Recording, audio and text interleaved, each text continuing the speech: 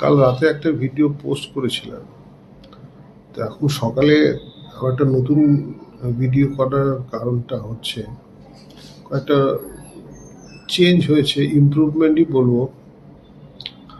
যেমন কাল রাতে একবার আমরা চেষ্টা করলাম যে একটু খাওয়ানো যায় কিনা ড্রপার দিয়ে, কেননা ও যে স্যালাইন পাচ্ছে ওতে যা ক্যালোরি তার খুবই কম হচ্ছে। কেননা ওর ক্যালোরি দরকার, ওর যা সাইজ 1.5 কিলো, ওতে প্রায় 90 ক্যালোরি ওর খাওয়ানো উচিত। কিন্তু আমরা স্যালাইন, ফ্রুক্টোডেক্স এবং ওই অ্যামাইনো অ্যাসিড ইনফিউশন দিয়ে মোটামুটি 16-17 ক্যালোরি আমরা দিতে পারছি।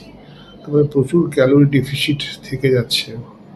এখানে 90 দরকার, সেখানে ধরুন আমরা 17-18 দিচ্ছি, মানে ধরুন প্রায় 70 ক্যালোরি ডিফারেন্স। যেখানে ও এত ফাইট করছে, ওকে তো বেশি ক্যালোরি দেওয়া দরকার, কিন্তু ইন্টারভেনাসে দেওয়া যাচ্ছে না, আর কোনো উপায় নেই, তাই ওরালি দিতে হবে।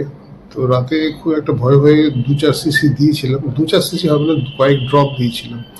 সকালে উঠে আমি 5টার সময় ঘুম ভেঙে উঠে একবার দেখলাম কেমন আছে, তখন মনে হলো একবার চেষ্টা করি। তখন একবার ওই যেটা ফিড হয় সেলসিয়াম বলে একটা পাওয়া যায় বিড়ালদের লিকুইড ফুড, ওটা আমি অল্প অল্প করে ড্রপ ড্রপ করে মোটামুটি প্রায় 1-1.5 সিসি খাওয়ালাম। পরে আবার 9টা নাগাদ আবার কিছু 2 সিসি মতন খাওয়ালাম। তো টোটাল ধরুন 3 সিসি মতো ওকে খাওয়াতে পেরেছি। তো খেতে পাচ্ছে, গিলছে, তবে চোখ খুলছে না। তবে আলো পড়লে চোখে ও চোখটাকে বন্ধ করছে, এটা কর্নিয়াল রিফ্লেক্স বলে। তো কর্নিয়াল রিফ্লেক্স যদি অ্যাক্টিভ থাকে, তাতে যা বোঝায় যে ব্রেন ফাংশনটা ঠিকই আছে এবং কর্নিয়াটা কমপ্লিটলি ওপেক নয়, কর্নিয়া দিয়ে লাইট পাস করছে। এটা একটা ভালো লক্ষণ।